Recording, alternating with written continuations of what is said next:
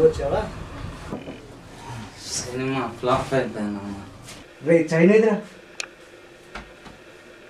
అది నాన్న ఈరోజు రవితేజ అన్నయ్య సినిమా రిలీజ్ ఉంటే చైన్ తాకట్టు పెట్టేసి ఫ్రెండ్స్ సినిమా తీసుకెళ్ళాం నాన్న. నాకంటూ ఒకే ఒక విలువైన జ్ఞాపకం.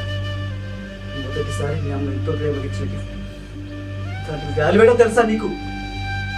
ఏం చేసావు? తాకట్టు పెట్టావు. మారవురా. ఇంట్లో ఒక్కొన్నే కష్టపడి కుటుంబాన్ని నెట్టుకొస్తున్నా. పైగా నా ఆరోగ్యం కూడా అంతంత మాత్రం.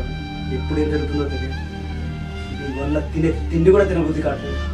నీ చిన్నప్పుడు ఈ బిడ్డలపై ఎత్తుకొని ఈ వీధంతా ఆనందంగా తిప్పేవాడిని రా.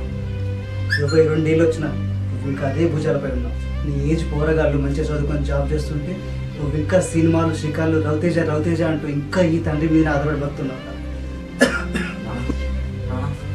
పోరా, ఇంకో నా కళ్ళ ముందు చెల్లిపోరా.